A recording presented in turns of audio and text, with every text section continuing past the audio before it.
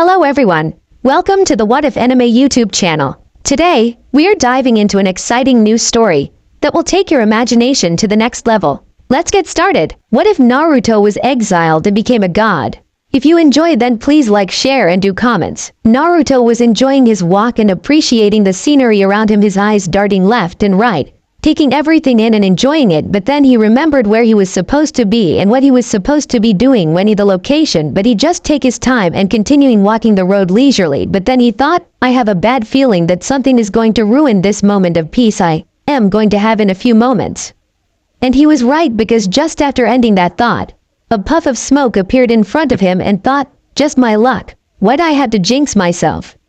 When the smoke cleared, it revealed a small red phoenix that was just glowing a burning red hue around itself. I have message for you, Naruto-sama, said the phoenix, which by sound of it was a female. I knew it. Was it Kikyo-chan who sent you? Asked Naruto, knowing the answer already, because out of all the students he had, Uzumaki Kikyo, mother of Uzumaki Kushina and Naruto's grandmother who was dead, was revived by the Shinigami when Naruto made a bet with her. 1. Was one of the most caring and kind person who favor people who are punctual, but she is also strict and hate people being late to a meeting, especially ones that the organizer held, yet said organizer was not there. And her friend, Namikaze Hikari, mother of Namikaze Minato and Naruto's grandmother from his father's side, was also like Kikyo, except the being punctual part, cause unlike Kikyo, Hikari has a lot more patience than her. Hi, Kikyo-chan said me to tell you to, in her words I quote, you better get here this instant, otherwise I will chop off your balls and crush them in front of you, end quote, said the phoenix. Naruto, after hearing all that, his face began to pale, thinking, oh shit, knowing Kikyo-chan, whatever she said, she always meant it. I better go now to save myself from the punishment. Alright, I'll go now. Go tell Kikyo-chan that I'll be there in a sec, Runa-chan, exclaimed Naruto. The now identified phoenix called Runa-chan nodded its head before disappearing with a burst of fire. Naruto just sighed from the bad luck he got, but knew that it will be sooner or later if something like that were to happen, so he used one of his jutsus to get there. Jikukan ninjutsu, Risenku. Konoha, one of the greatest hidden village of the 5 major shinobi hidden villages. Said to produce lots of powerful ninjas since the Shoden's Hokage times. The first fire shadow, Senju Hashirama, was the strongest shinobi in his time, and with his Mokuton, he was unbeatable, but only matched by Uchiha Madara of the Uchiha clan. The second fire shadow, Senju Tobirama, was the brother of the first, and with his mastery over Sweden and able to draw water from the very air itself, has made him feared. The third fire shadow, Sarutobi Hiruzen, was the student of the first and the second, along with Mitokado Homura and Utatane Kaharu, nicknamed the Professor, for learning 1,000 jutsus and surviving through the second and third shinobi war. The fourth fire shadow, Namikaze Minato, student of the Jiraiya of the Sannin and nicknamed Konoha no Kiroi Senku, for using the Hiraishin, which he developed to end the third shinobi war single-handedly, killing thousands of Yuinins and only leaving behind a yellow flash. The fifth fire shadow, Senju Tsunade of the Sannin, a famed medic nin throughout the elemental nations for her medical skills and her Iryo Yuninjutsu, and also the granddaughter of the first. Many other great heroes were also produced, but the fourth was the greatest among all the previous Hokage. He was able to seal the Kyuubi no Kitsune Yoko into his firstborn son by summoning the Shinigami, making his a son of Jinchuriki. Right now in the Hokage Tower, there are 4 individuals in the office talking. Senju Tsunade Godem Hokage was sitting in her chair drinking a cup of sake, while Jiraiya was leaning at the windowsill while looking out at the village with a blank look.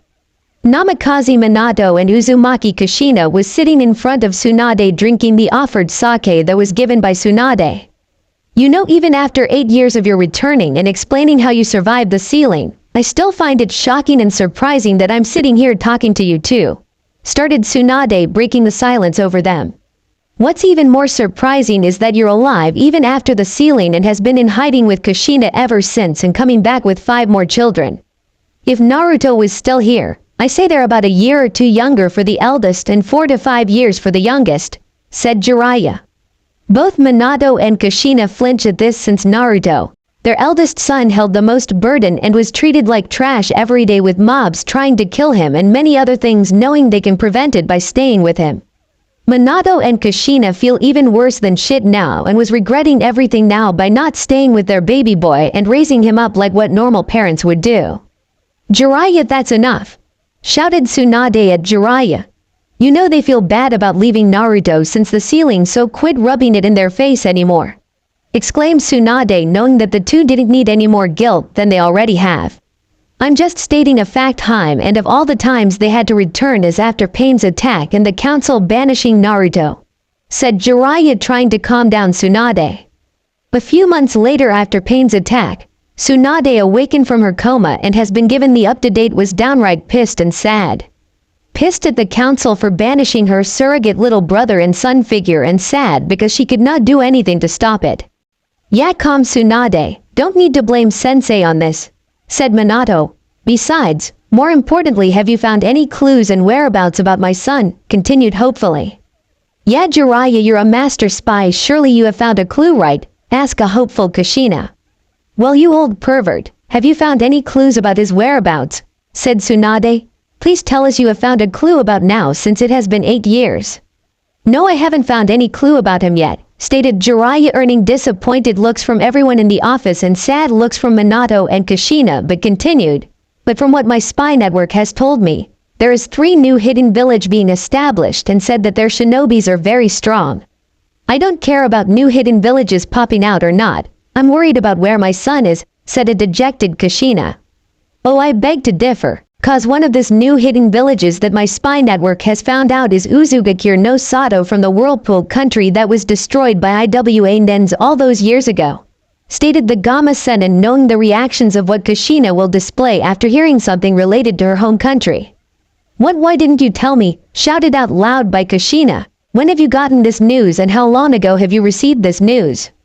"Yay, Jiraiya, how long have you known and why didn't you tell me?" said a very angry Tsunade, from being kept in the dark about 3 new hidden villages and especially one of them being Uzugakure. "Sensei, you shouldn't keep to anything about Whirlpool from Kushina because she still loves that place, you know," calmly said Minato, trying to defuse the situation before it gets out of hand and trying to calm Kushina down. "Geez, one at a time, will you? I can't answer all your questions at one go," joked the Gamma Senin. "You better tell us what you know or else." Leaving the threat hanging in the air, and Jiraiya knows that whatever Kushina is going to do is not worth trying to joke about the subject, especially that of Whirlpool. Alright, I'll talk, don't have to threaten me like that," said Jiraiya and muttered the last part, but it seems to have been picked up on by Kushina and sending a glare at him that spoke about a lot pain if he doesn't hurry it up. "Anyways, I only got this information a few days ago while I was out gathering information on the Gaki's whereabouts, and I only got back yesterday and I was tired and it was late at night too." The answer seems to placate Kushina a little but was not satisfied about it, and so she shoots out her next question. "So Whirlpool country is rebuilt from scratch?" She received a nod, and Jiraiya explaining that the place was all rubbles and ruins. "Have you been into the place and see what it's like?" Quote, "I tried to get in once under a disguise, but they found me out before I even got near the entrance," exclaimed Jiraiya.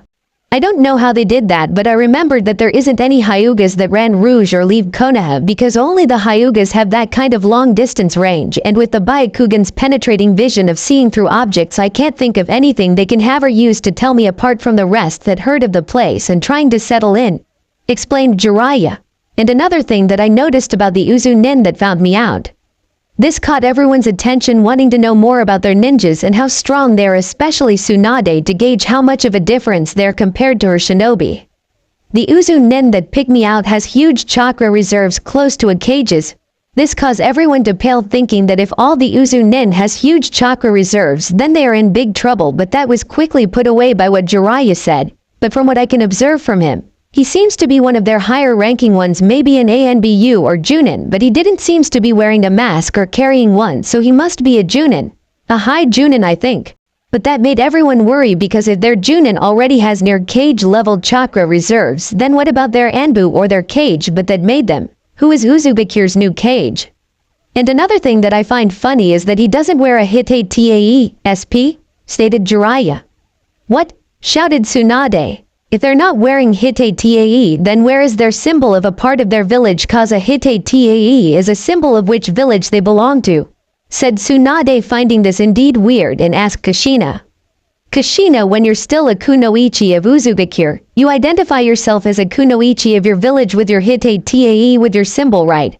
She received a nod from her, who was also weirded out about it and said that she still have it with her, but then Kushina asked Jiraiya, if they're not using a hite tae, then what are they using to identify themselves as Uzunins?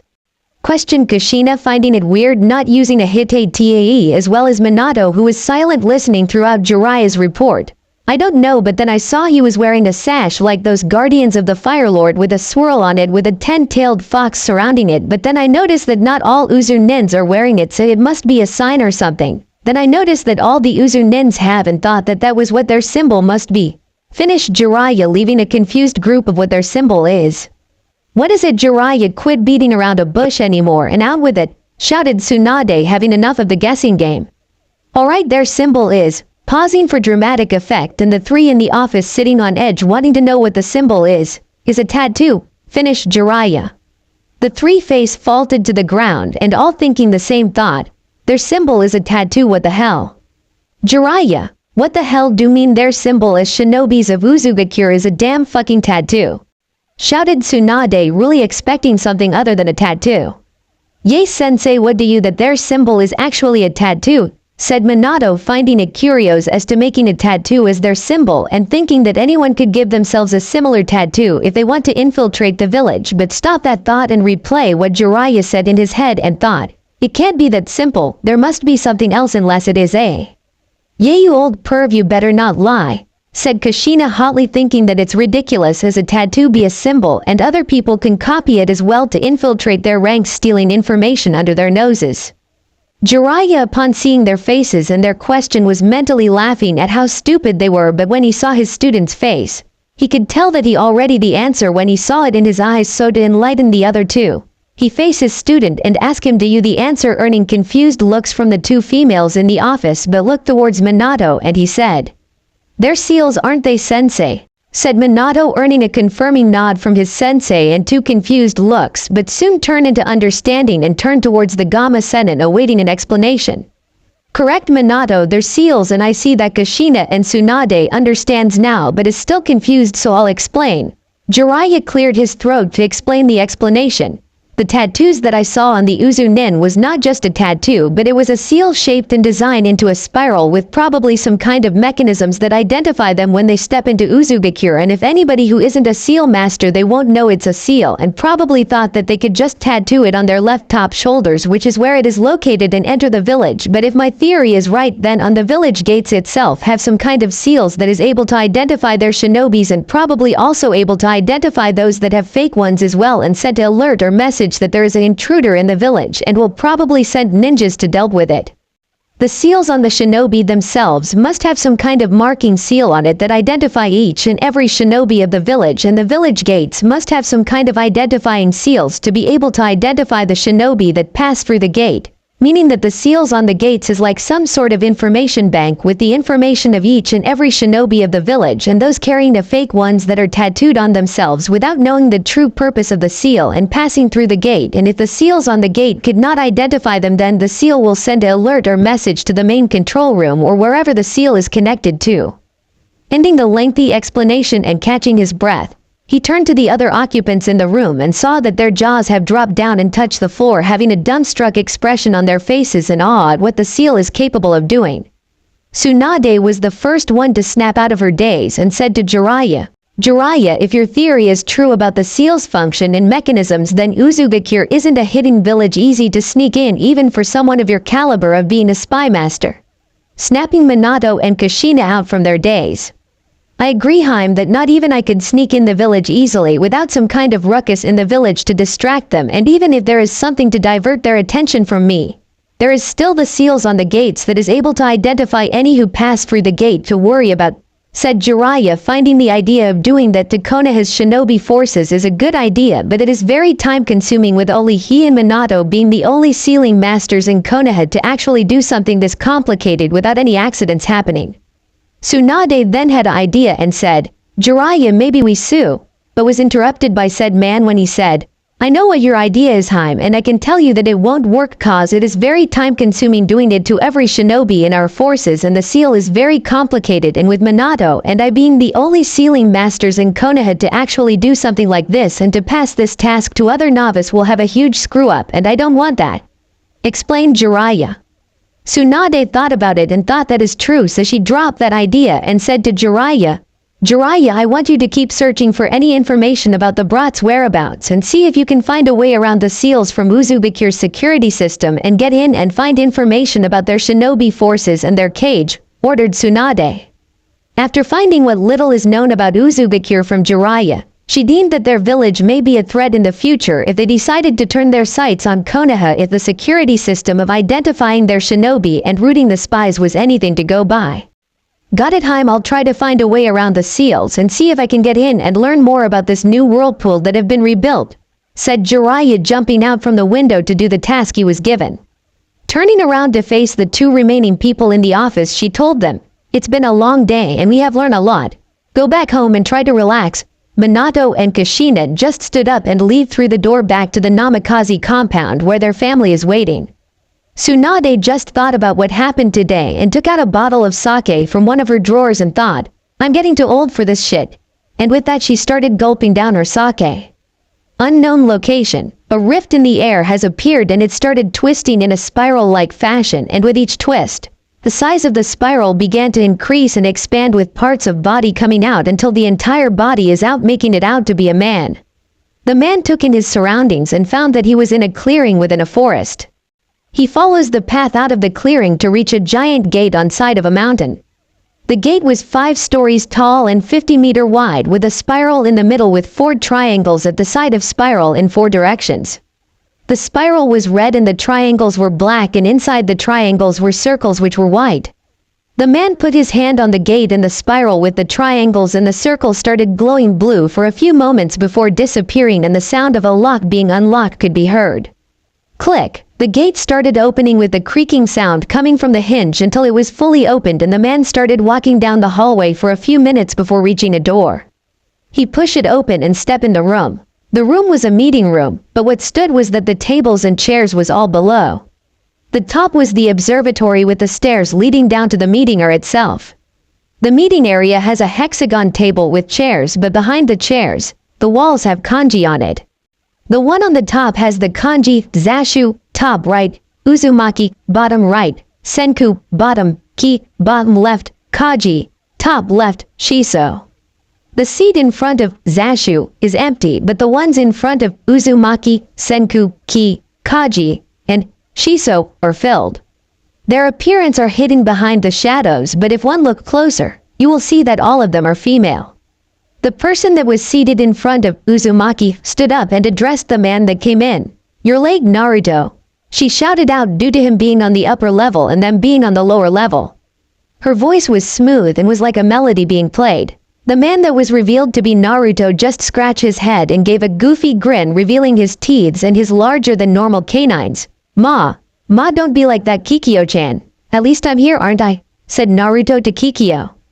"Just take your seat and let's begin this meeting that you held already," said Kikyo, who was irritated that Naruto was late for something he arranged. Ma, Kikyo-chan, calm down, no need to be angry at something like this," said a voice that sounds like wind bells chime when the wind is blowing. "Hikari-chan, you know that I don't have patience like you, so why do you keep reprimanding me?" said Kikyo, who was pouting and facing the person who was next to her and seating in front of the kanji, Senku. "Please sit down now, Naruto and Kikyo, you too, and next time try to have a bit more patience," said a calm voice and in a placating manner. Kikyo sat back down and Naruto quickly went to his seat, which was in front of the kanji, Zashu, and said to the voice, "Only you could calm a situation down so easily, ne Shinya-chan." The person in front of the kanji, Shiso, smiled and said, "I wasn't the hero of the world by saving it by sealing the jubi inside of me for nothing." The person in front of the kanji, Kaji, snickered and said, "Yeah, you sure did save the world all right, but in the end you yourself is human and you will die, but knowing that if you die the Jubi will be freed, that's why you split the Jubi's chakra up into 9 different entities, which is what the current shinobi world now known as the Q no Biju, and you seal the body into the moon and causing the humans to try and find a way to control the Biju, and in the end all it causes war for more power. And so in a sense you have saved the world from the Jubi, but war has continued on for the quest of controlling the Biju, and they succeeded, but now they warring for more land and power, but in doing so they use Jinchuriki to do their dirty jobs for them. Rikudo Senin." Hearing all this, Shinya began to feel down and curse herself for not finding a better solution to solve the problem, but that thought was stopped when a voice said, "Mira, shut up. Don't blame everything on Shinya, and besides, didn't you try to control the Biju for your own goal?" The voice said sternly and accusingly in the end. Shut up," Mira stuttered and said to the voice.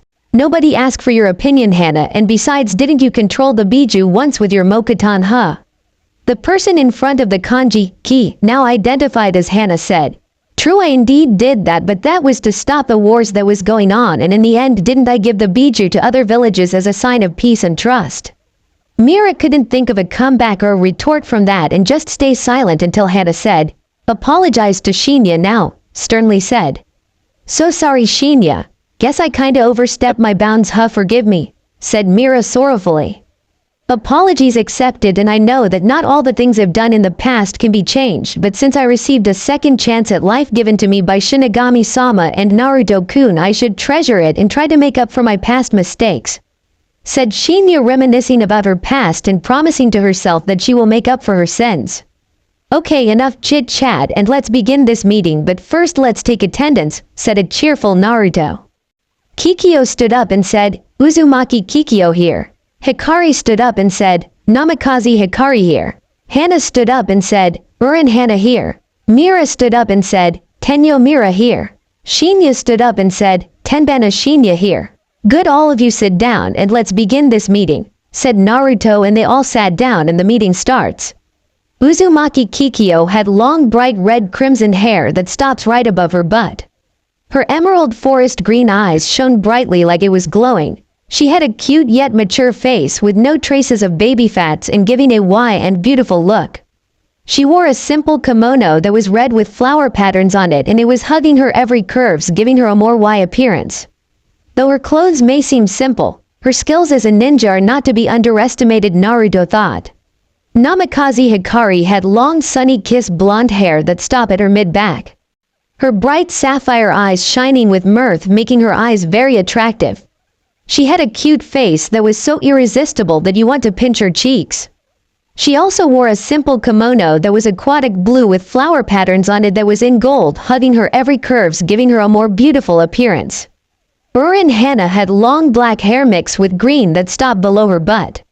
Her black eyes that were also mixed with green at the side of the iris was gleaming in anticipation for the meeting. She had a pretty face that was devoid of any blemishes or freckles, giving her a beautiful look. She too wore a simple kimono that was forest green and also with flower patterns on it that was black. Tenyo Mira had long ebony hair mixed with red in it that was in a ponytail. She had black eyes with mix of red at the iris. She wore a simple kimono that was black also with flower patterns on it that was red. Tenbana Shinya had long silver hair that was spike at the front and the top that stopped above her thigh. She had gray eyes. She wore a simple kimono as well that was silver and also with flower patterns on it that was blue. For a meeting, they sure wear simple clothings for it. Hope they don't do that to every meetings that I held, especially the important ones, thought Naruto. Alright, let's begin this meeting, shall we? First Kikyo. At this, Kikyo perk up attention. "How much has our shinobi grown since my absence?" said Naruto curiously. "Well, our shinobi has improved a whole lot more. They have gotten stronger under my training along with the other instructors that helped me with it," stated Kikyo. Naruto was curious about the instructor part, so he asked what instructors. "Well, the instructors that I'm referring to are the other students that you teach besides it," replied Kikyo. "They came around a few months ago for their vacations. They said they'll be staying a few weeks before they left." "Who were they?" asked the curious Naruto, sorting out the names of the students he had teach in his head. "They were Ni Yugito, Reikori Chiyo, and surprisingly the Godem Mizukage, Terumi Mei," said Kikyo. Naruto was shocked that 3 of his stronger students besides the ones that are with him now came to Uzugakure no Sato for vacation and teaching and training his shinobi, especially the Mizukage. Mei-chan came. I thought that she was stuck with doing the dreaded enemy of all cages except me. Paperwork, exclaimed a shocked Naruto. It's not every day you see a cage taking on an apprentice, not much less of an allied nation's army. Well, that problem was solved when you told her the secret to defeating it, replied Kikyo calmly. Did I? Asked Naruto. Yep, you did. Besides, you only told the secret to defeating paperwork only when they accept your condition, replied Kikyo. I see. I guess I keep forgetting things nowadays. But I remember what the condition was and that but was interrupted, yes, and that was sleeping with you, said Kikyo with a smirk. Now I remember that day. He didn't think she was that desperate for wanting to know the way of defeating paperwork that she will do anything for it. Hey, she even offer her virginity for it, Naruto remembered with a smirk. Ahem, Naruto snapped out of his daze and paid attention to what Kikyo was saying. Anyways, now that you remembered now, any more questions for me? Kikyo asked. Yes, there is one more thing that I would like to ask you. Receiving a nod to continue, how strong has our shinobi become? Asked Naruto. Well, for the genins, we would like them to enjoy first before we up their training. Naruto nodded this. But for the chunins and those above, we up their training a little, said Kikyo, and Naruto asked how strong are they now? Well, for the chunins, they are at low to mid-level junin, but there were ones that are high junin level as well. Naruto hoped that his shinobi aren't pushing their limits too much. The majority of the junins are at mid-anbu level. A few at high anbu level, but that's only 3 to 4. The ANBUs are all around mid-cage level, finished Kikyo. Naruto was impressed at the level of his shinobi and thought that if any nation was stupid enough to attack them, then they are going to be in a big surprise. Thank you for reporting and your hard work. Sorry to trouble you, but please send the profile of every shinobi in my ranks to my office later, said Naruto with Kikyo saying no problem. Now that that's over with, let's move on, shall we? Hikari, you're in charge of the R&D department, so what have you guys been doing? Asked Naruto. Well, we have nothing to do these days since we finish up our big project called Project Fire. And yay, I know the name sounds lame and all, but that is what we've been researching on, said Hikari, a bit embarrassed about the project naming. Not at all, Hikari-chan. In fact, I'm curious about what kind of researching of fire are you doing, said Naruto, curious about what they did. Hikari brightened up at that and said, well, you know that the Uzumaki no Tsurugi has a special effect of producing flames when you put enough chakra into it, right? She received a nod. Well, we tried researching on the blade's effect and discovered ways of reproducing it, said Hikari. I see, that is interesting. Since I was the one who forged the Uzumaki no Tsurugi with the goddess Aim no Murakumo and Sujin the elemental god, I know its effects better than anyone. And I also gave the sword to Kikyo-chan to use, stating that it is a Uzumaki family heirloom since she's the only remaining Uzumaki now that she's alive again, said Naruto. Actually, Naruto, catching said blonde's attention, Kikyo isn't the only remaining Uzumaki. There is another one out there, said Mira, who was in charge of the Spy Information Network, aka the SIN. This news was shocking to all. All of them thought that all the Uzumakis were wiped out and the only remaining survivor that survived the destruction of Whirlpool was Uzumaki Kushina, Naruto's mother, who later gave birth to him with Namikaze Minato. But since Naruto had never heard of any news or information about her, he presumed she was dead by giving birth to him. He of course blamed himself for her death, but his friends managed to get him out of his funk. Kikyo was happy that there was another remaining Uzumaki and she was excited to meet up with him or her. Well, Mira, who is it? Asked the impatient Kikyo, wanting to know who the remaining Uzumaki was. Naruto was silent with his own thoughts. Calm down, I'm going to tell, all right, said Mira. But first tell me, which Uzumaki had connection with Konoha? Konoha? Asked Naruto. You mean the other Uzumaki is in Konoha? Yes, she is in Konoha, and you haven't answered my question. Which Uzumaki had connection with Konoha before? Mira asked again. Well, I can't think of any, that's for sure, said Kikyo, thinking about any Uzumaki who had connection with Konoha. Naruto was in his own thoughts again. Konoha, of all places, why there? But it is interesting, why would a Uzumaki went to Konoha for? The only person I could think of that has any connection with Konoha was my mother. But it can't be Kanit. Mira looked between the two and saw that Kikyo was confused, but Naruto seems to figure something and decided to tell them. It seems Naruto have figured something out but is stuck. Naruto turned his head to her, listening to what she says, hoping that what he was thinking was not true. The Uzumaki that has any connection to Konoha was Naruto's mother, Uzumaki Kushina, and she is back with Namikaze Minato with 4 children, said Mira, revealing the truth. Naruto, Kikyo and Hikari, all 3 of them froze and stopped whatever they're thinking and replay what she said in their heads. The rest were shocked that Naruto's family is still alive. Kikyo was shocked that her daughter was still alive all this time, but then she thought, if she's still alive all this time, then why isn't she or her husband trying to find Naruto-kun? Hikari was thinking the same thing too, and they both were angry. But all thoughts was stopped when a huge wave of ki was released. The ki was so strong that Kikyo, Hikari, Hana, Mira and Shinya stopped breathing and froze up. They turned towards the source, who was releasing this monstrous level of killing intent that's even more than the Kyuubi is capable of releasing. They saw Naruto was the source of the monstrous level of ki and knew why. After all, who wouldn't be angry when they found out that their parents was still alive and not try and search for their own son? Naruto was so mad that he's producing not only ki but Ryotsu as well. Chakra is made up of the spiritual energy and the physical energy of a person. But Naruto is able to use them separately. Ryotsu is a spiritual energy, the energy of the dead. Kai is the physical energy, the energy of the living. Humans have the energy of the dead and the living, but they must be balanced. That is how chakra is formed. If one has too much spiritual energy and has less physical energy, they can't create chakra. Right now Naruto is releasing a lot of Ryotsu, thus causing everyone to feel a crushing weight on them but struggle not to fall. So much ki he's releasing, and Ryotsu. Unbelievable, he's able to release the spiritual energy that made up chakra and even his emotional state and so much. Kikyo. Damn it, no wonder he's the strongest that even the gods respect and the high demon lords and devils as well, thought Mira. If Naruto-kun were to go to Konoha, then those unlucky saps that try to stop him for reaching his goal will die before they even realized it, especially with that jutsu of his and that sword of his as well. I almost pity my son and Kikyo's daughter that they will be having to deal with this Naruto, not someone I would like to go up against, that's for sure, thought Hikari. Oh boy, I just hope that he don't use his dojutsu or his space-time powers here, or all else not even all of us could stop, thought Hana. He is indeed powerful. If I must compare the Jubi and Naruto-kun on who's more dangerous, I'd say that Naruto-kun is even more dangerous than the Jubi, and that's saying something, thought Shinya. The ki in Ryotsu dropped a little, but still enough to make all of frozen in fear of Naruto going on a rampage.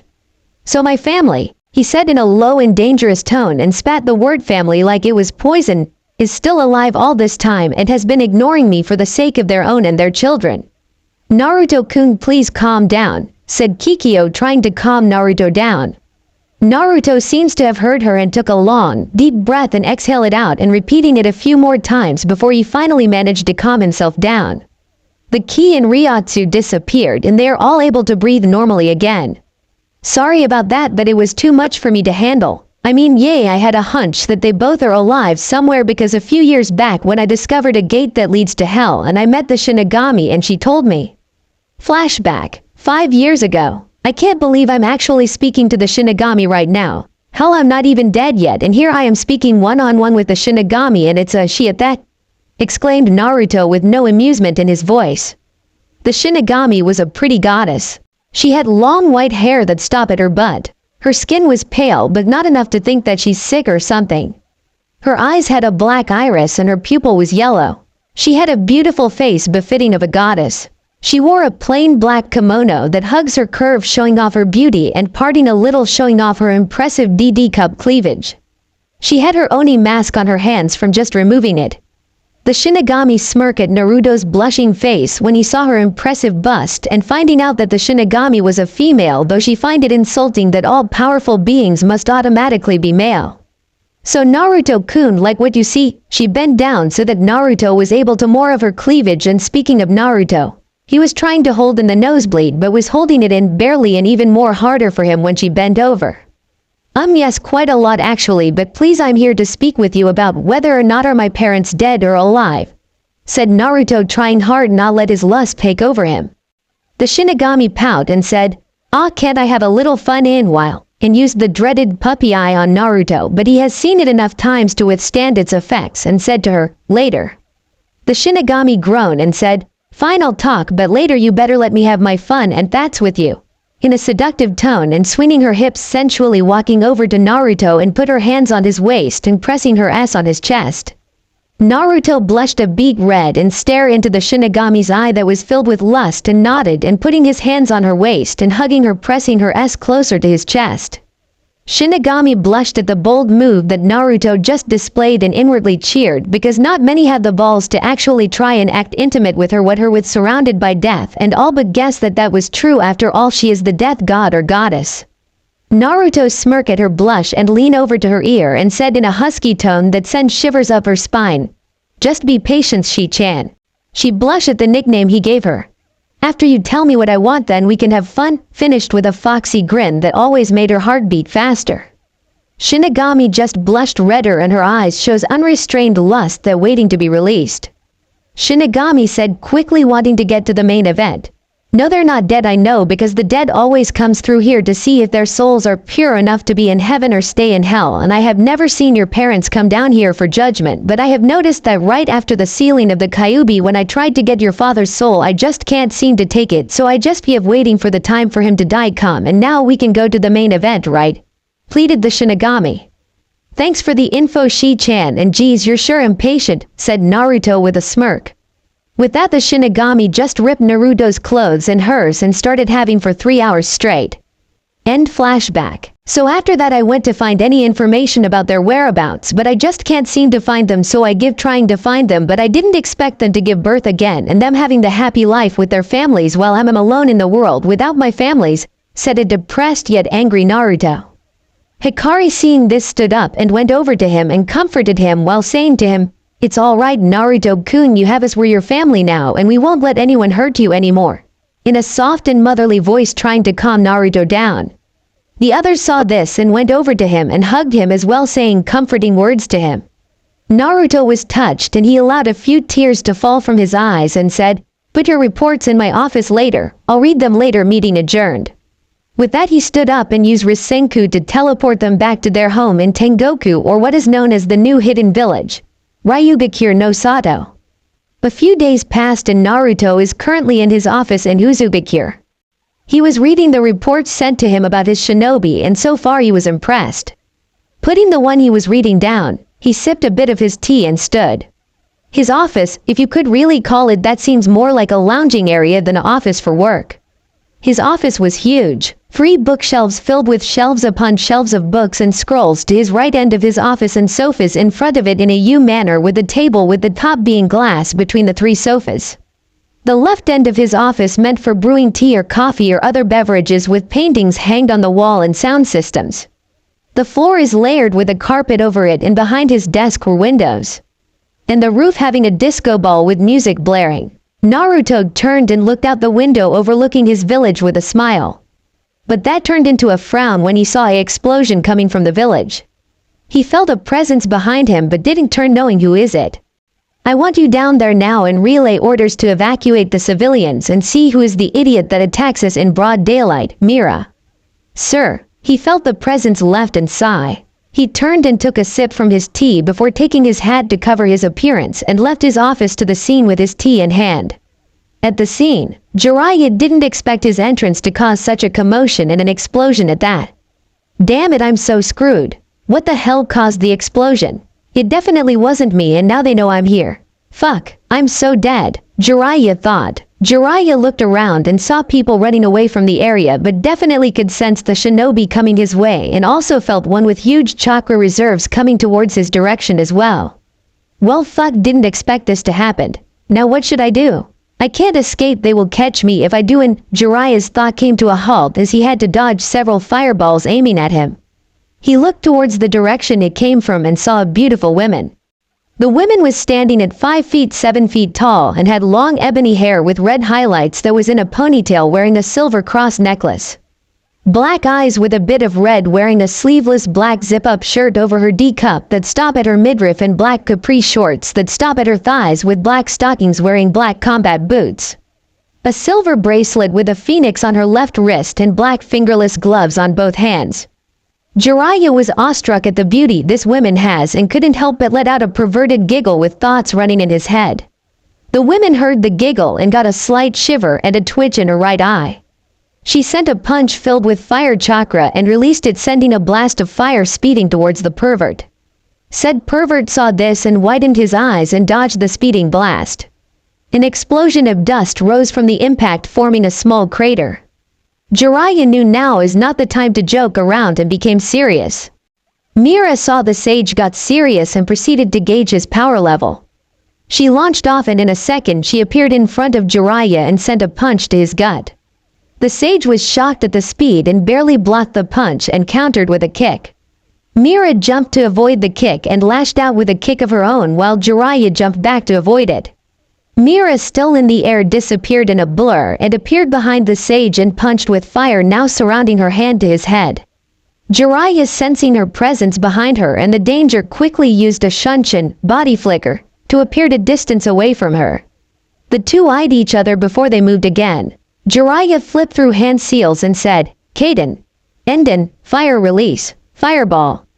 Mira, seeing the fireball coming towards her, didn't move. In fact, she smirked. When the fireball was closer to her, she swiped her hand and along with it the fireball disappeared in wisp of flames. Jiraiya was shocked at the display and seeing her still smirking knew something was up. Fire appeared in her outstretched hand and she threw it in the direction of the sage.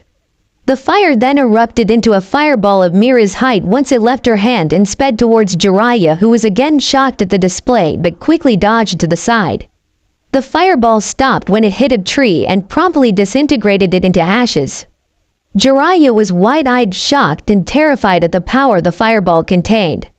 He turned to see the women still smirking. He gulped and thought, damn, is she strong. Her ability to control fire is beyond astounding. Damn it, this is so not my day today. Jiraiya then sensed something thrown at him. He tilted his head to the side to avoid it. There was a shattering sound and both Mira and Jiraiya turned towards it. They saw a broken cup in pieces and the contents of it on the ground spilled. They sweat dropped, thought, what the hell? Aw man, my cup is broken and my tea is gone, a voice whined. They turned towards the source and saw that they were surrounded by shinobis. Mira let out a sigh and said, what the hell took you guys so long? I thought you all bail on me or something. The apparent leader, since he wore a black hat with the swirl of the Uzumakis in red blocking out his face except for the two bangs of hair. He wear a black haori with lightning patterns on it in red and a white shirt and blue shorts with black sandals. Jiraiya's sweat dropped even more at the sight. He then sensed the power from the man and reeled back in shock. What the hell? His chakra is beyond even what that woman possessed. He's a monster, and I can sense that he's hiding his chakra. Just how much chakra does he have? Jiraiya thought, scared of this individual who appeared. Said person looked around despite having his hat blocking his eyes and said, well, you guys at least didn't destroy the place or something. That's good, or else you guys are going to get it. At the end of his speech his chakra suddenly flared, shocking Jiraiya, but Mira was unaffected. You also didn't met me, right? Mira asked.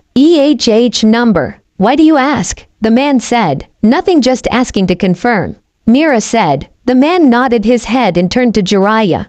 They were silent for a while before. What the hell are you doing here, Ero-senin? Said pervert. Sage promptly face faulted and reacted. Who the hell are you calling Ero-senin, you twerp? I'm not just a pervert, I'm a super pervert. Shouted at the end with his hands making grabbing motions to his side. The man raised his left brow even though it was blocked by his hat and shrugged, saying, what's the difference? You're still saying you're a pervert, Ero-senin. Jiraiya was about to retort but stopped when his mind registered that the man called him Ero-senin. Impossible. Only Naruto called me that, and recently Kushina as well. It can't be he's Naruto? The man tilted his head a little before removing his hat, showing his features. Jiraiya was shocked, but not at his appearance but at his whisker-like marks. His mind stopped, leaving him a blank for a while before it rebooted, and this time taking in his features. A trembling finger pointing at him, he said, what happened to you? You look like a woman, so girly, so feminine. Are you really Naruto? Naruto got a twitch from his eye and instead of replying verbally, he replied physically with a fist. Jiraiya was sent flying from the punch and landed at a beach near the ocean. The sage was struggling to stand and his face showed shock from what just happened. How did that punch reach me? Our distance was quite far, and with a punch that didn't even reach me, I was sent flying all the way from that field to this beach. What the hell? Soon later Naruto appeared in a flurry of wind. He smirked and said, "Well, how do like that blast from the past punch of mine arrow senin?" The pervert was now standing and looked at Naruto still with a shocked look on his face. Jiraiya composed himself and smirked, "Not bad, Naruto. I don't know what you did, but it was incredible. Sending me flying to such a distance was mighty impressive, though I thought only Haim was the only one capable of that. Guess not, huh?" Naruto just chuckled and said, "You know, I didn't expect this kind of approach by you of all people, barging into hidden villages, making an appearance with a bang." "Hey, the bang was clearly not my fault. You did something, didn't you?" Jiraiya questioned, hoping to get information from him. "Don't bother, I know you're trying to get information from me. Instead of hiding it, I'll tell you," Naruto said with a smirk. Jiraiya was mildly surprised that he was giving away information like that. He shook his head at that, thinking, "Idiot, same old Naruto. But even if I tell you this, you won't be able to anything about it." "What do you mean by that?"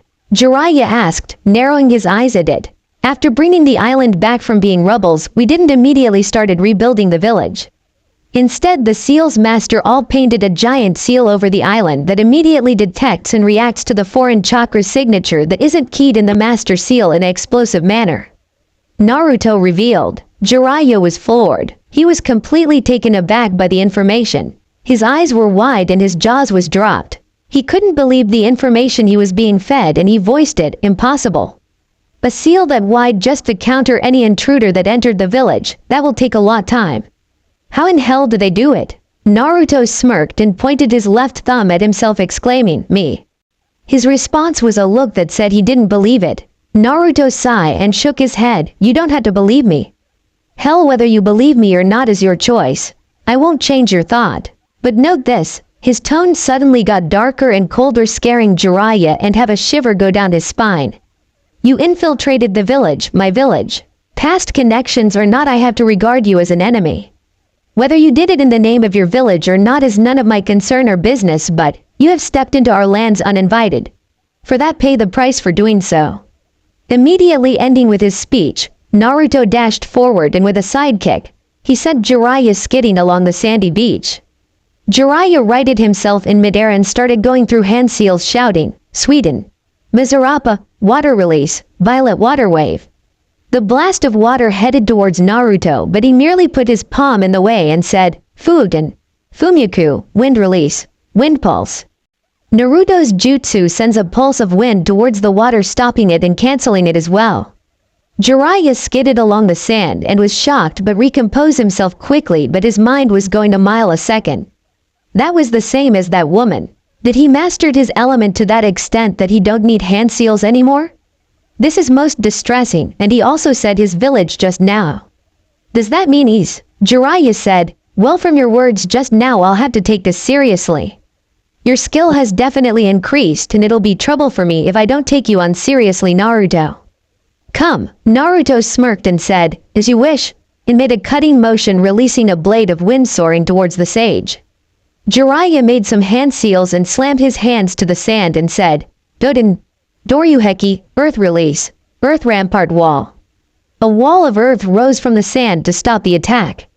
Naruto, seeing this, just smirked and shouted, "It's no use." The blade of wind cuts through the earthen wall and continued towards Jiraiya. The man, seeing his jutsu cut like butter to a hot knife, jumped to avoid the attack and goes through hand seals and said, "Kaden, Gukaku no Jutsu, fire release, grand fireball technique."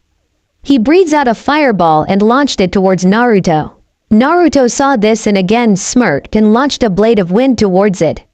Jiraiya saw this and said, "Naruto, you know wind can't beat fire, it only strengthens it. Sorry to say, but you lose." Naruto heard what the man said and shook his head while chuckling. "Actually, Jiraiya, what you said could definitely happen, but if I were to sharpen it and make it thinner, what do you think would happen?" Ending with a smirk. Jiraiya heard it and gave it thought, and it didn't take him long to figure it out. Oh shit. Instead of strengthening it, he couldn't continue his thoughts as he just saw his fireball got cut in half as he realized and started making hand seals putting more chakra into it and shouted, Sweden. Swijinheki, water release. Water encampment wall. The water from the sea exploded and rise and dashed towards the beach forming a wall in front of Jiraiya blocking the attack. The blade of wind hit the wall of water and it got cancelled. The water wall soon collapsed splashing the sand with water making them muddy.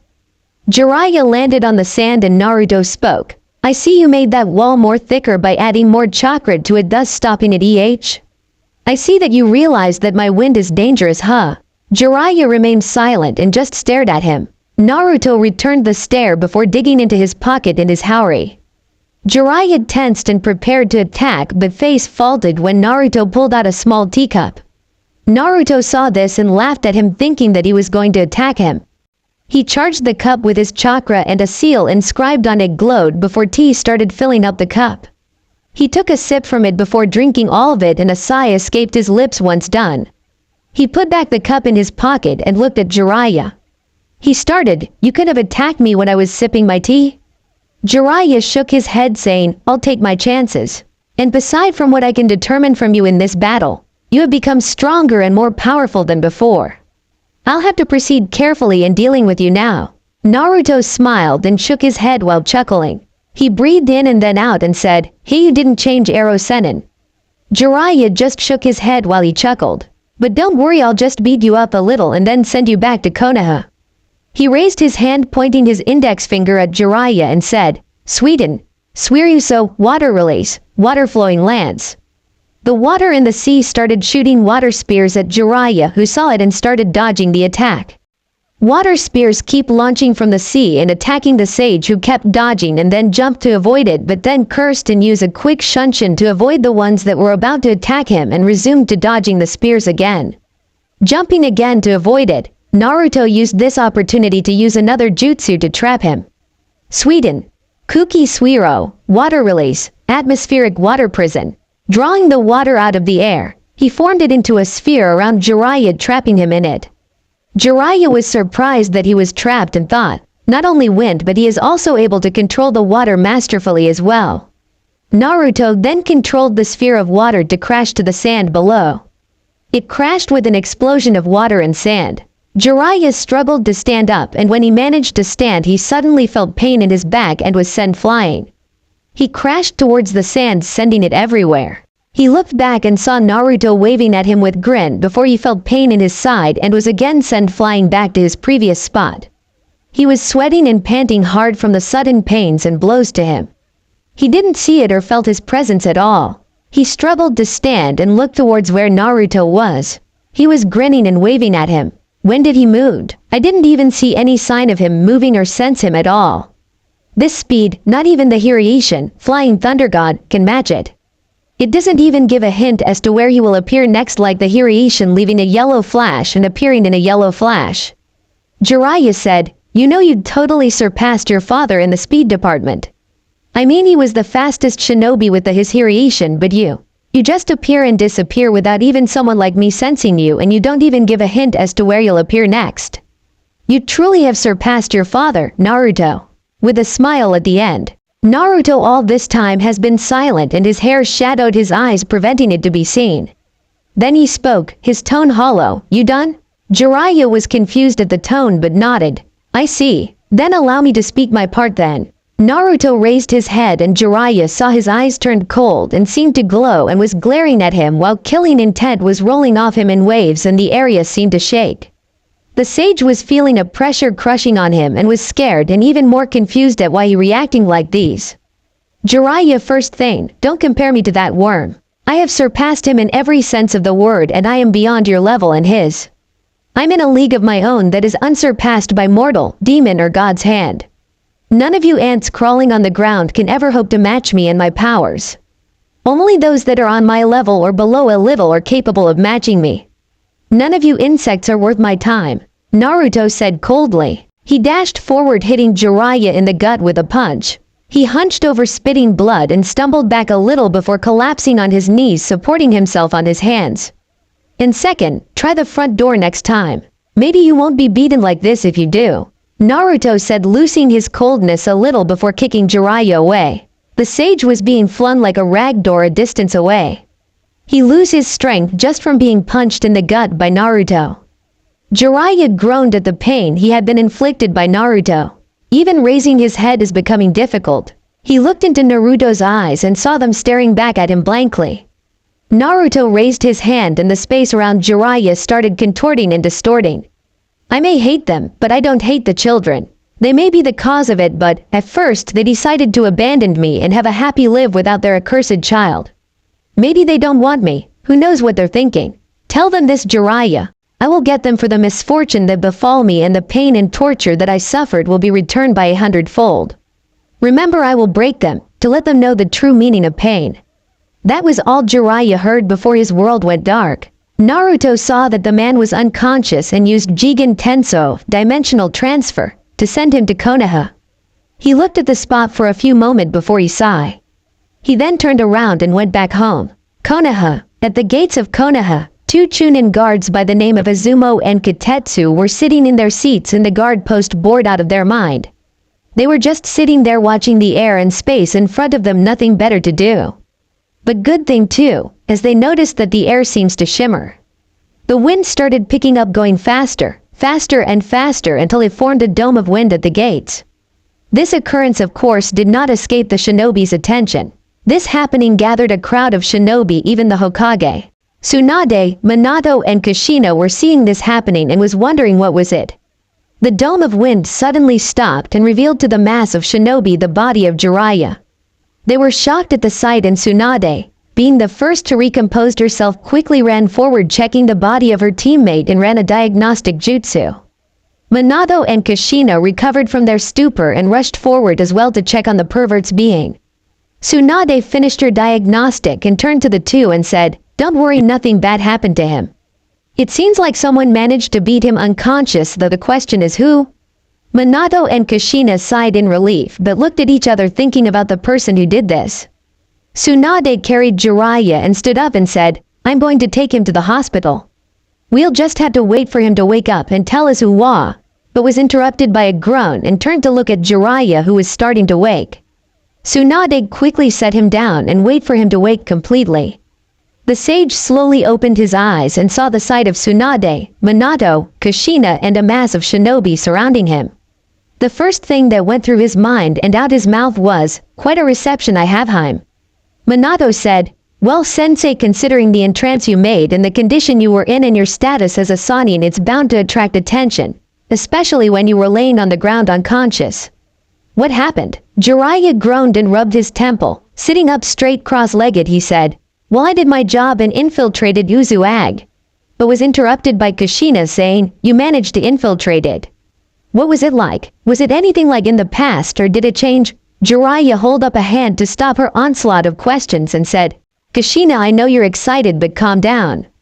Honestly, I didn't see much. I was in a field, but what I could glance before I was attacked, I did saw tall buildings like the ones in Ain, but they looked different from what I could tell." Kushina was a bit disappointed but was still happy knowing the fact that her homeland was really revived. Now no more interruptions. As I was saying, I managed to infiltrate, but I was found out immediately with a bang. It alerted them and the civilians were running away from the site. I could already sense the shinobi coming towards me, and you won't believe this. Their chakra was huge, probably high Junin level to mid-Anbu level. But one of them wasn't that one had a reserve above a cage. Jiraiya said, relaying everything he experienced, making the shinobi pale even further, making them look like ghosts. Jiraiya continued, "Her abilities with fire exceeded even the Uchiha clan, but then came the cage, or what I assumed he is, considering his chakra levels exceeded hers by many times, comparable to a Biju." The shinobi present was looking more like a ghost now. They just couldn't believe someone with chakra reserves that big existed other than a Jinchuriki. Surprising thing is, I know who he is and he knows who I am. And I don't meant my reputation as Sannin at that. I once teach him after all. They were wondering who was it until Tsunade said, "Jiraiya, you once had a genin team, but it's not them, right? I mean, Minato is here and Sume and Hiyashi are also here. Then the orphans that you trained. Nagato and Yahiko died and Konan is in AIM, so it's not them. The only remaining one is..." Naruto. Realization dawned on her and the shinobis. She turned her gaze to the sage with hope in her eyes. Not only her but Minato and Kushina as well, and those who were close to him. Jiraiya, seeing their looks, said, "Yes, it was him. I saw Naruto and he changed. Though in my opinion his appearance changed the most though. I still can't believe the Gaki would turn out that way though, makes him look feminine." Mumbling halfway into his speech, Kushina was in tears, not tears of sadness but of happiness. Finally, 8 years had gone by without a piece of news about her son, and now finally, she heard news that he is alive and is a cage of her homeland. She couldn't be more proud of him today. She hugged Minato tightly and felt him return the hug. Minato was in tears of happiness in hearing the news of his son being alive. He returned the hug to Kushina, knowing she was happy as well. Jiraiya, Tsunade and the shinobis were smiling at the two, knowing the news meant more than anything to them to know that their son is alive. Jiraiya then frowned, knowing what he's going to say next will probably hurt them more, or like Naruto said, break them, just that he didn't know is it through this way or another. He cleared his throat, catching their attention. He then began to continue his experience, hoping for the best for the outcome. Minutes passed as the sage told them about his fight with Naruto and the defense mechanisms of the village had. They were shocked at the news, knowing now that the revived Uzugakure no Sato was practically impossible to infiltrate unless they have some way to counter the seals placed on the village. He then continued about his fight with Naruto, about his mastery over his elements and the speed he displayed surpassing the Hiraishin. Minato was shocked but was proud that his son surpassed him. Then Jiraiya got to the final part of their fight, the words spoken and the reaction of Naruto. Minato and Kushina was beyond shocked, and they were close to tears again, especially Kushina. Hearing the words spoken from the sage who heard it directly from the source, their son, was heart-wrenching and heartbreaking for them. By the end of the speech, Minato and Kushina were on their knees bawling their eyes out. More so for Kushina, as tears cascaded down their faces with the words resounding in their heads. The shinobis were shocked, and some were looking at the couple with disgust for abandoning their child. Tsunade looked at Jiraiya and saw that his face was expressing a solemn expression. She sighed and shakes her head, mentally blaming Minato for the stupid plan of his of leaving Naruto to the wolves and taking Kushina with her. She also mentally blamed Kushina for it as well, knowing better what the life of a Jinchuriki was as she herself was once, and yet she had gone and done something stupid. Tsunade sighed again and told the two to go home before taking Jiraiya to the hospital. The shinobis soon began to leave as well, leaving the couple there still on their knees and crying, blaming themselves for their stupidities. Uzugakure no Sato. 4 days had passed since then, and Naruto was in his home wearing a red t-shirt and black shorts, sitting on his sofa with a bored expression on his face. He picked up his tea from the glass table and sipped it, thinking what he should do for the day. He looked at the clock and saw that it was 2 p.m. and idly thought, Hikari should be back by now from her walk, and Kikyo should be stopping her training as well. He sipped his tea again and heard the door open. He turned and saw Hikari coming in wearing a yellow sundress with flowers decorating it, and saw Naruto and smiled. She made her way to the sofa and sat down next to him and said, "Having a good day, Naruto-kun?" Putting the cup down, he turned to her and replied, a little bored, "Hey, why don't we spar? It's been a long time since we fought, how about it?" With a smile, Hikari seems to think about it before nodding, saying, "Well, allow me to go change and I'll be right there." Naruto grinned and nodded eagerly before leaving towards the training dojo. Training dojo. The dojo is a huge field expanding beyond the normal, completed with a sky with clouds and some trees, even due to the Kuakan Yugami Fuin, spatial distortion seal, to expand the space in the room, and the Renke Fuin, linking seal, and Tenisei Fuin, displacement seal, to connect and move one place and then transferring it to this dojo, with the sky being artificial. That, and the sparring matches always end up with wide-scale destruction with huge explosions here and there. Naruto, entering the spatial altered dojo, saw that Kikyo was resting on the grass. He walked over to her and saw that she was sleeping, probably due to exhaustion. She was wearing a red and black trench coat with the buttons buttoned around her e-cup, leaving the rest unbuttoned, exposing her mid-rift, and orange pants with a belt hung loosely with black shinobi sandals. Raising a brow, wondering to what extent did she train herself to, looked out to the field and saw that many craters of all sizes were present, and some were even smoking. Blinking once, Naruto shook his head and chuckled. Feeling a presence behind, Naruto turned slightly looking over his shoulder and saw that Hikari changed to her battle outfit and was shaking her head, probably seeing the damage Kikyo did with her training. Hikari was now wearing a black sleeveless top with golden lines and yellow form-fitting pants with black lines traveling down the side with a yellow and black trench coat strap on her waist, wearing black combat boots. Hikari said, "Kikyo always overdoes things even in training. I always had to heal her in some cases, but the extent of injuries she has, I have no idea how she got them through training." She shakes her head again.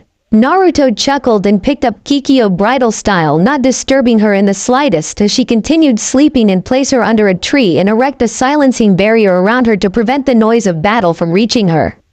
He then blurred back to the field with a mist now covering his form. The mist soon dissipated, showing his outfit change. He is now wearing a red zipped-up shirt with a black outlines around the hem of the shirt and sleeves with the same colors on his pants, with an icy blue trench coat with a design that make it seems like it's a blizzard, with black combat boots. The two stare at each other with an unnatural wind blowing, making their respective trench coats bellow. They then shoot off at god-like speeds, closing the distance between them in an instant with their fists launched at each other. A shockwave ripped through the field with a resounding explosion as the ground beneath them formed a small crater around them.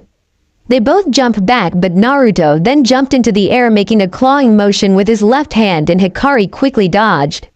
The area where Hikari was previously standing on suddenly had 5 huge claw marks on them, like the wind shredded the ground.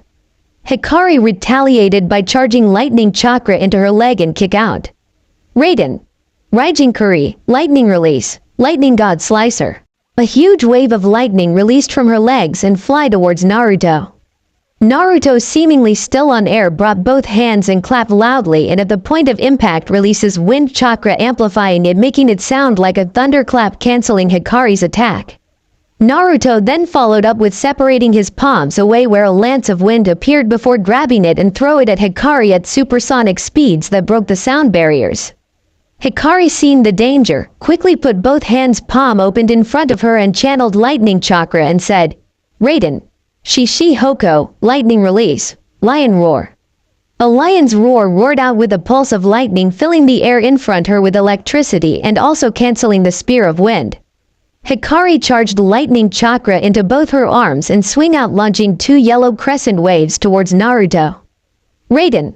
Soraya, lightning release, twin lightning wave. The yellow waves fly towards Naruto, who charged his arm with wind chakra and with a sweeping motion launches a huge blast of wind that slams into Hikari's jutsu, but instead of canceling it, it shredded the lightning jutsu and continued towards Hikari.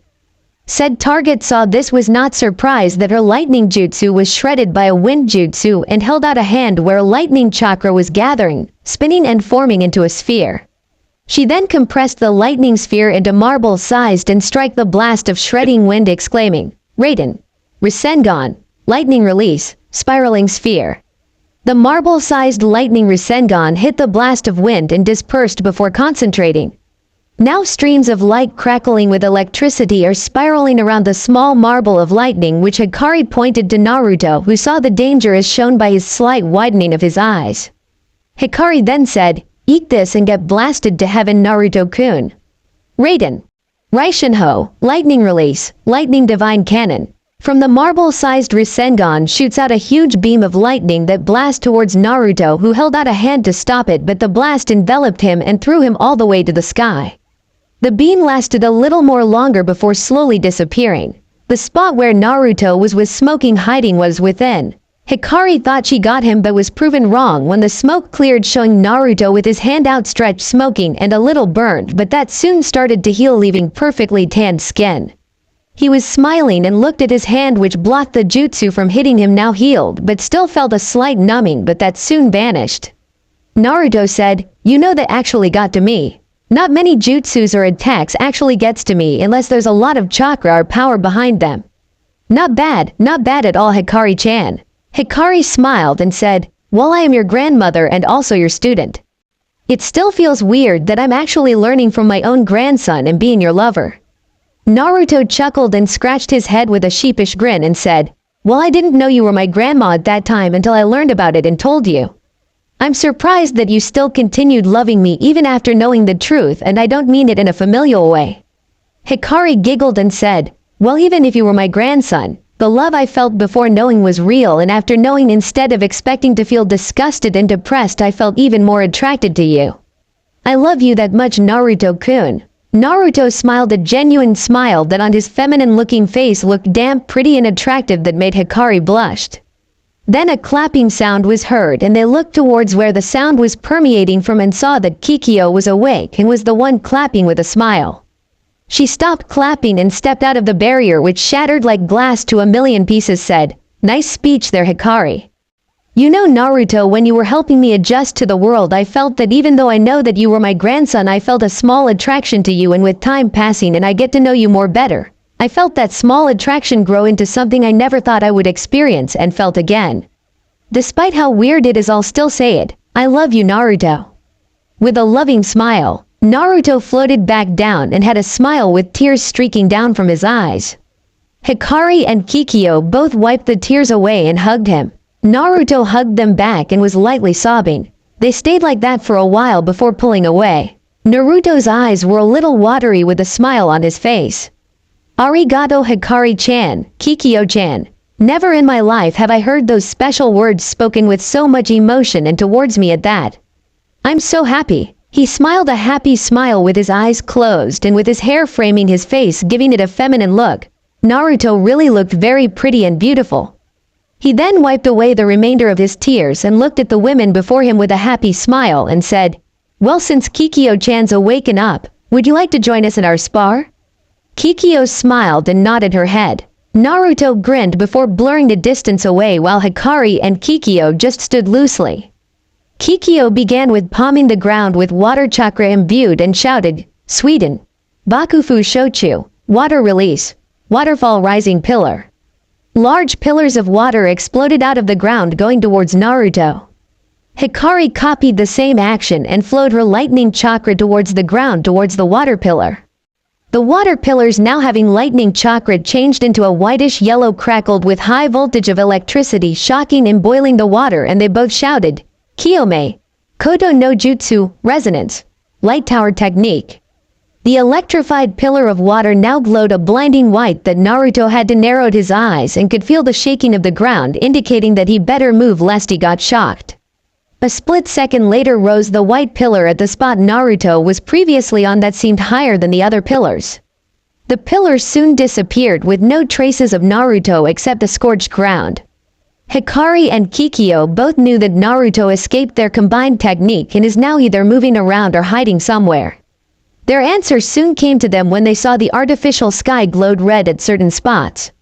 Soon 5 huge golden fireballs the size of a meteorite came shooting down towards them, intending on reaching ground or crushing them. Hikari and Kikyo both looked at each other and nodded before shooting off towards the meteorite with their respective flying methods. Hikari converted her lightning chakra into an electromagnetic field around her body, repelling the Earth's own electromagnetic field and cancelling the gravitational field and force on her, allowing her to levitate off the ground. She then released a burst of electromagnetic energy and shoots off towards the skies. Kikyo gathered the water molecules around her legs and added her own water chakra in it. A blue aura surrounded her body due to the concentration of what she was doing, and a ring of water chakras surrounded her. She crouched slightly before releasing all the chakra she had gathered in her legs in a huge burst, rocketing her to the sky, but as she did so, she continued gathering more water molecules to fuel her flight, not that she needed any more other than just adding water chakra to the gathered molecules for continuous flight. Hikari and Kikyo both shot through the air and destroyed the golden fireballs with huge amount of their elemental chakra in their hands, and seeing beyond the clouds was Naruto, cross-armed with a smile on his face. Ice materialized around him in the hundreds, forming ice shards, pointing towards them before saying the technique which he didn't do a while ago with the battle with Hikari. Hyoden, Kori aim, ice release, ice rain. The ice shards, now numbering in the thousands, shoot forward, raining icicles on the two at rapid speed.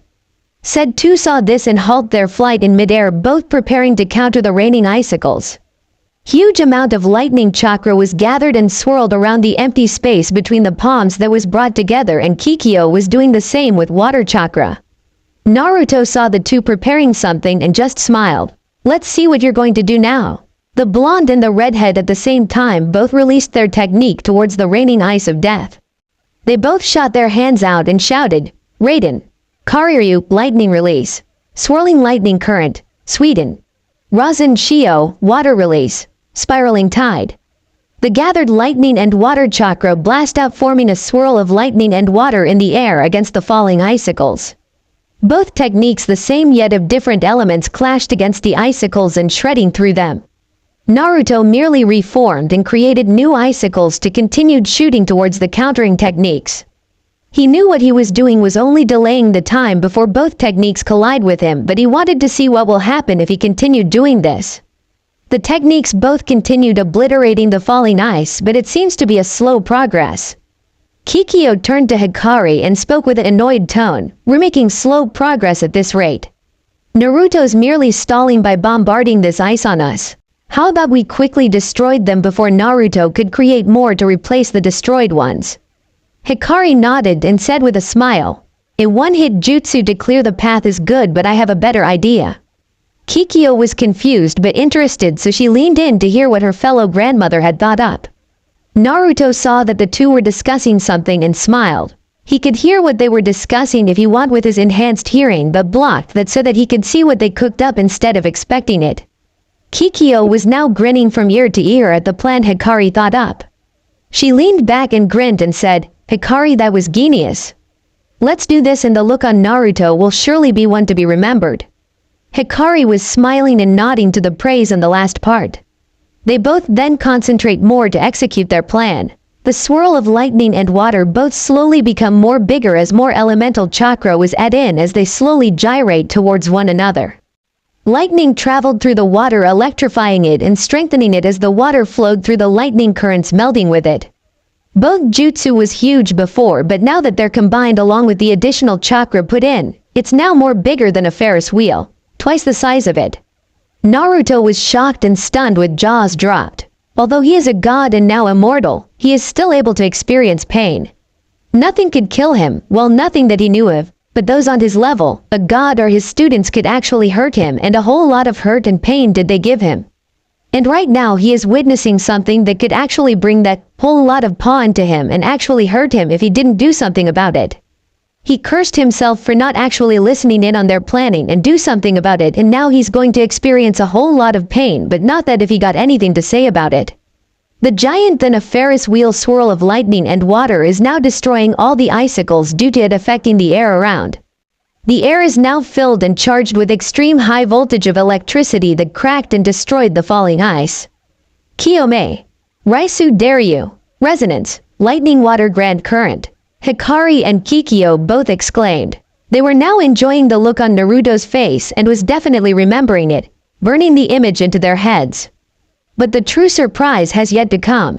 Controlling their flight and the use of jutsus, and now this takes a lot of concentration, and normal people would have collapsed due to exhaustion, especially the jutsus.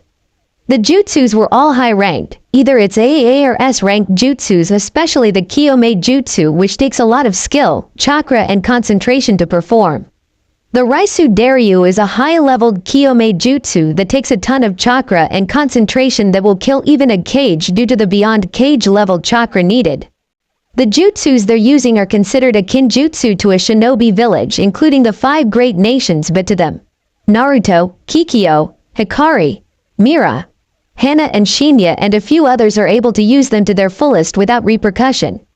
But the jutsu the two are going to perform now is an even more powerful and high-leveled Kiyome jutsu, and they're intending to use it on Naruto. Hikari and Kikyo's body faced each other with their hands aligning parallel to each other. They concentrated, lightning and water chakra gathered at the space between their aligned palms, and they formed it into a lance, but they're not done. They put in more elemental chakra, causing the lance to grow longer and bigger and applying shape manipulation to it, change its shape. The tip changed to a pointed cross with the pointed tip more longer and 2 wing blade-like protrusions near the tip with 3 rings of chakra below the tip, and the other end changed to a pointed tip curving in a bit. Chakra released from the two and the jutsu distorted the air and space around them. Sparks of lightning appeared here and there, and the air was so heavy filled with electricity. Naruto, in the midst of planning his next move, saw the lance Hikari and Kikyo generated paled, He thought, they really are planning to injure me to the greatest extent they could. Shit, what to do, what to use? Maybe I'll use that, just add a little more chakra to it. Decided on what to do, he prepared himself. The Raisu Daryu is now closing in on Naruto, but he concentrated on the counter he decided to use, ignored it for now. As for the ladies, Hikari and Kikyo are almost charging the technique to completion. A few seconds later, the techniques are fully charged for both sides and prepared to launch against each other. Hikari and Kikyo felt their clothes rustle due to the huge wind generated due to their technique and straightened themselves to throw the lance. Naruto reared back his arm charged with a chakra that seems to feel empty in endless nothingness. The duo then throw the lance towards Naruto and the previously fired jutsu and shouted, Kiyome, Raisujin no Shinso, Resonance, Divine Spear of the Lightning Water God. The lance of dense lightning and water chakras soared through the air with a roar at breakneck speeds, breaking the sound barriers heading towards Naruto. Naruto brought forward the arm that was reared back and aimed his opened palm at the gigantic swirl of lightning and water and the incoming spear, prepared to meet it with his own. His eyes glowed with power and exclaimed in a booming voice announcing his technique, Kuden, Suiraku Garando, Void Release, Crashing Void. An immense pressure suddenly crashed into the gigantic swirl with a thunderous boom, grinding it into nothingness before slamming into the spear behind it with an even more thunderous boom. The two techniques battled for dominance, each gaining ground and lose them the next instant. A battle struggle for power between AS bordering on sulfur monosulfide ranked and AA ranked jutsu. Hikari, Kikyo and Naruto struggled to push forward their techniques or cancelled them to gain a winning edge. Coincidentally, all of them thought and intended to end the struggle right now, so they pushed as much chakra and power into their respective jutsus and push. GRRRRRRRRRRHHHHHHH. The three shouted. An atomic explosion occurred as both techniques and forces pushed against each other until they can't and explode. The explosion uplifted rocks and debris and sent them all into the air or flying. The explosion lasted for a few more moments before settling down. Once the smoke cleared, there was gigantic crater 5 kilometers wide, 1.5 kilometers in depth. Hikari and Kikyo floated back down on one side of the crater, panting slightly, and Naruto on the other, able to see each other clearly. He looked at the crater and made a mental note to activate the Jiko Shufuku Fuin, self-repairing seal, to make the crater disappear. He snapped his head up when he sensed new presences enter the vicinity and ones he was familiar with. Hikari and Kikyo both sensed it as well and looked behind them to see the other three who was living in the compound. The three smiled. Naruto saw the three together and thought with a smirk, well. Team Legend those three could tear a part of the elemental nations by themselves. Plus Kikyo and Hikari, Team Tenkai, Heaven Ocean. Hey, this could get interesting. Hana, Mira and Shinya was walking towards the battlefield on Kikyo's and Hikari's side. Hana was wearing a long green top that stopped below her thigh with vines, thorns and flowers design in white and brown baggy pants with many pockets and a reinforced with seals high heels. Naruto's sweat dropped at that. Only she could fight while wearing high heels. I don't think the others could though. Even in my female form I have trouble fighting in it. Mira was wearing a black sweater with a red swirl in the middle and black pants with half the length of it melding into red and red combat boots. Jewel earrings on both ears having a ruby in it. A black and red haori over her frame. Shinya was wearing a silver kimono top with the left side longer that reached to her knees with a dragon design and a silver hakama pants with black and red streaks and black shinobi sandals. The three stopped at Team Tenkai's side and looked at the crater. Mira whistled and said, "You guys sure aren't holding back EH?" Naruto shook his head. Actually, Kikyo and Hikari was the one who launched all the big-ass high-level jutsus. All I did was retaliate with a ranked Kuden jutsu. Hana was not surprised. The two always did like huge-scale destruction along with jutsus that fit the criteria. She just shakes her head, her hair swaying with the action. Shinya remained silent before unexpectedly shot off towards Naruto. In response, he just blinked before shooting a ball of golden fire towards her from his hands. The others were surprised that Shinya suddenly shot off, and the most verbal of them was Mira. "Hey Shinya, that's not fair. Don't go getting all the action without all of us." With an unspoken signal, they all shot forward heading towards Naruto. Said person was blinking his eyes away with a stumped expression before shooting more golden fireballs. Shinya at the head of the group just sent a little bit of chakra to her eyes and muttered, "Shinra Tensai, heavenly subjugation of the omnipresent god." The fireballs heading towards the girls were suddenly vanquished, not leaving a trace. Naruto, seeing that course of action did not work, blinked once before sweeping his hand, sending a huge gale of wind blowing them back.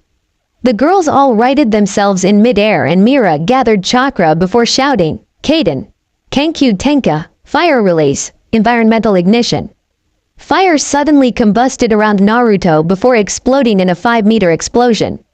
Kikyo then channeled chakra pointing towards the burning inferno and shouted, "Fuden, Ukazi Furyoku, wind release, gale wind force."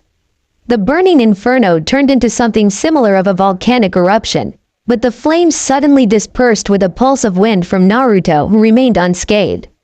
He shot forward at speeds unknown that the five could not see and slammed into Kikyo's gut with a punch powered by earth chakra that sends her flying like a bullet near the edge of the crater and flipped forward and nailing Hikari and Hana with both legs, which shoots them off outside of the crater 5 meters away before blurring away only to appear in front of Mira, sending a roundhouse kick sending her flying towards the other side of the crater before using the momentum to launch a kick towards Shinya's, who flew back to stop Naruto.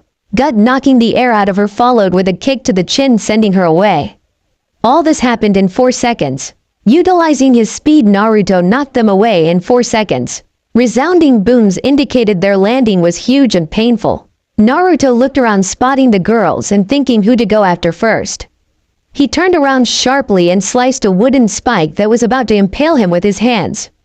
Many wooden spikes soon flew out of the smoke from Hana's position. Naruto narrowed his eyes slightly before wind chakra exploded out of him and shooting towards the wooden spikes like a meteor. His wind chakra destroying and cutting the spikes heading his way. The smoke from Hana's position cleared away, revealing her standing there and with his eyes, able to see wood chakra flowing from her legs to the ground and forming the wooden spikes. Naruto then increased the output of wind chakra around him, making it seem like his descend like a meteor with him at the center and wind surrounding him like the flames surrounding a meteor descending, thus making him accelerate.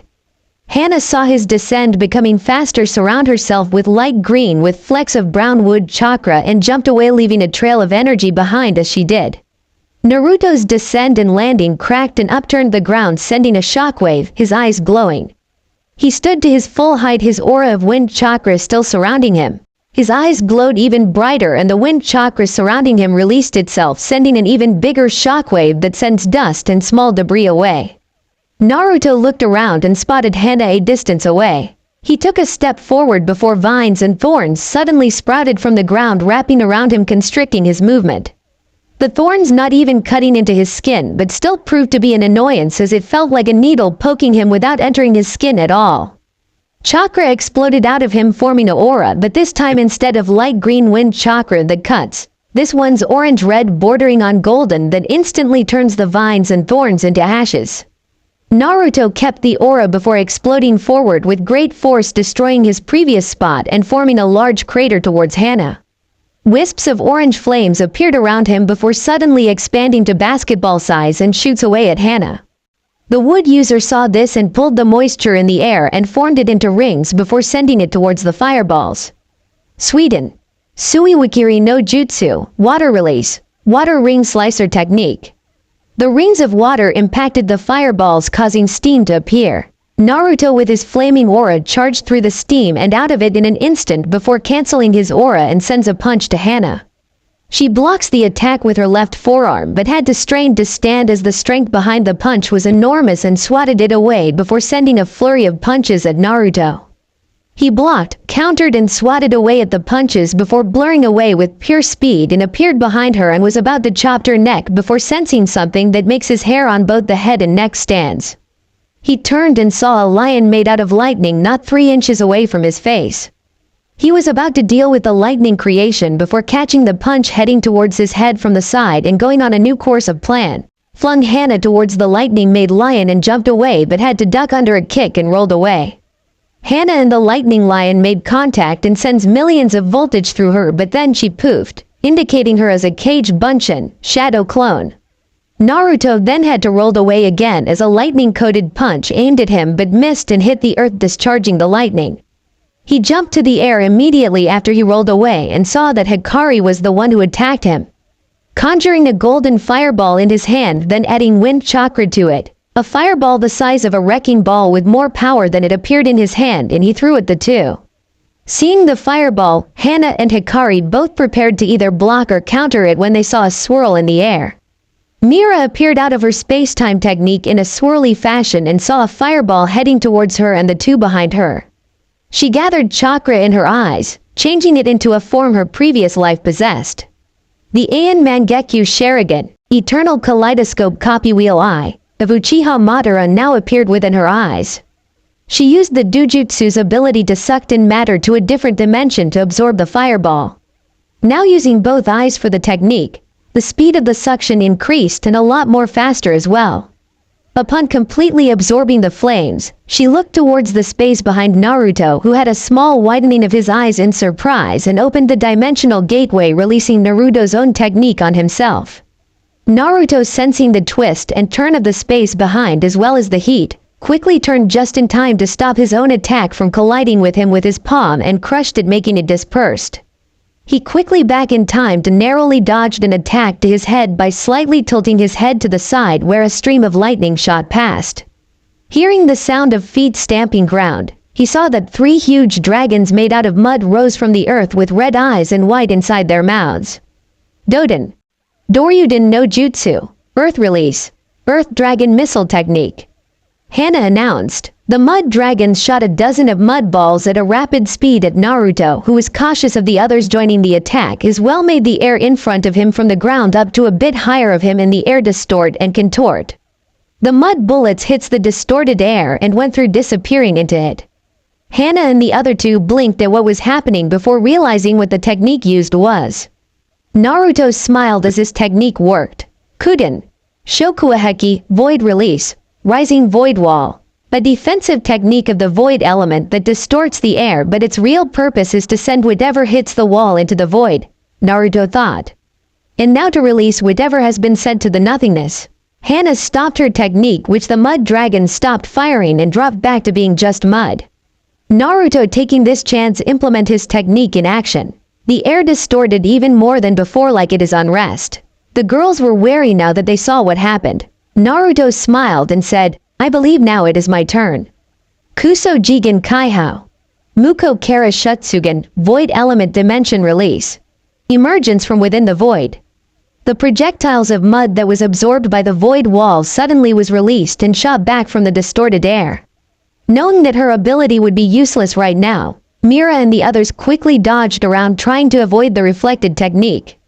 Naruto was watching in amusement how they were dodging and running around like headless chickens that he let out a chuckle. But that chuckle quickly died down as he had to ditch the air and quickly land on the ground, as his previous spot was now speared by water.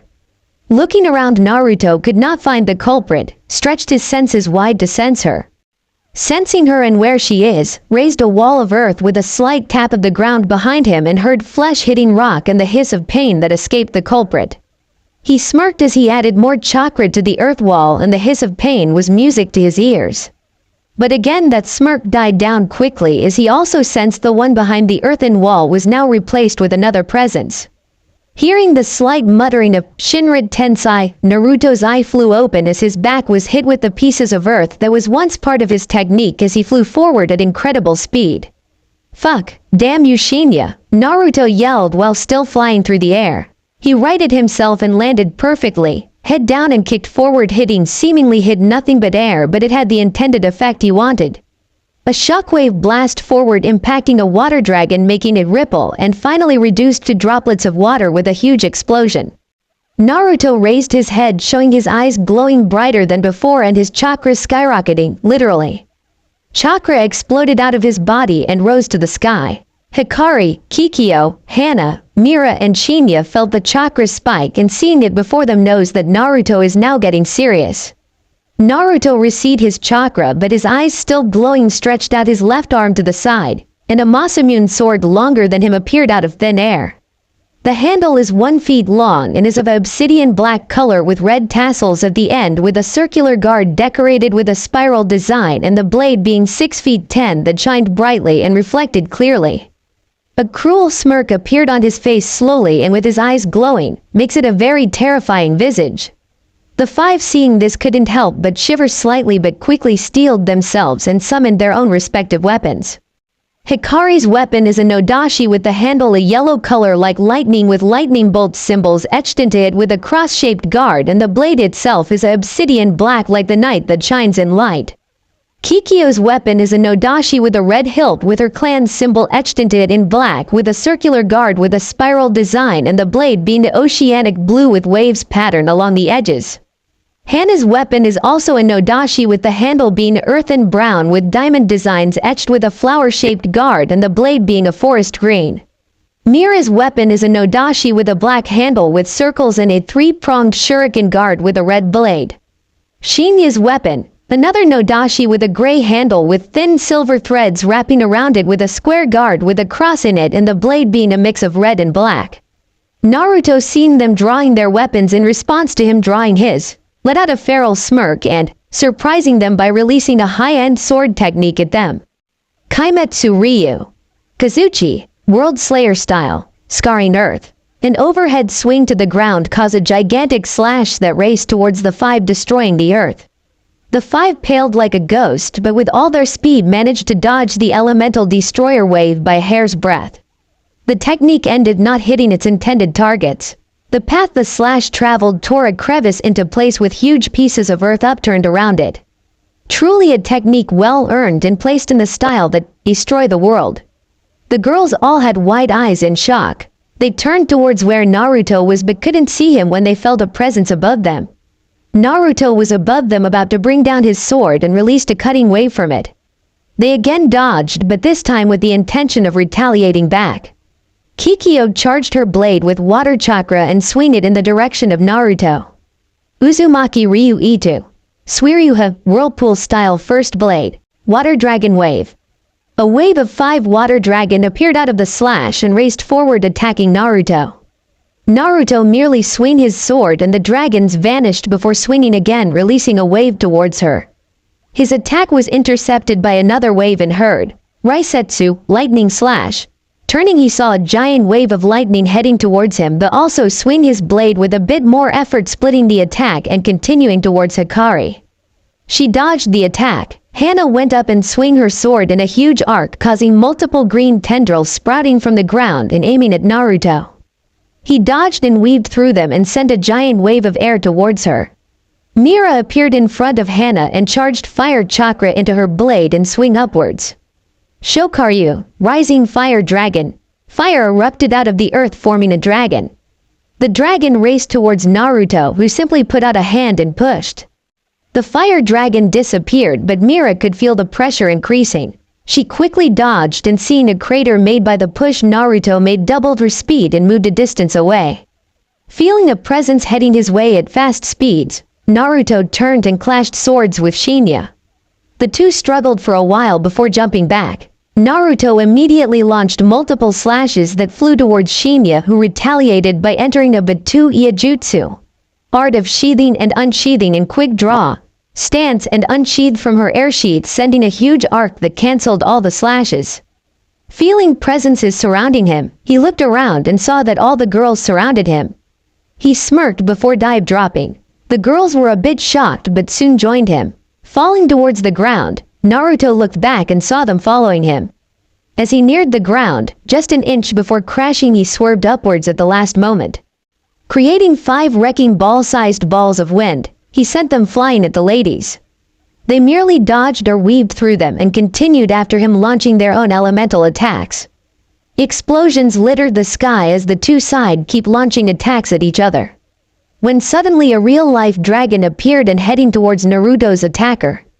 They were not surprised or shocked, but Kikyo used a bit more strength and when it was closer cleaved through the dragon in half all the way until the tail. Surprisingly, there was no blood but rather it dissipated as chakra in the air. Seeing Naruto ahead and facing them with a smirk, they tensed and prepared themselves. putting away his sword, which disappeared by darkness converging onto one spot from the tip of the blade in the end of the handle, clapped his hand together. The girls seeing this made their eyes widen like plates. Reason is because if Naruto were to make any hand seals, or in his case clapping his hand together, then it would mean a powerful jutsu is going to be used. They were now very wary and cautious and ready to flee at any given moment.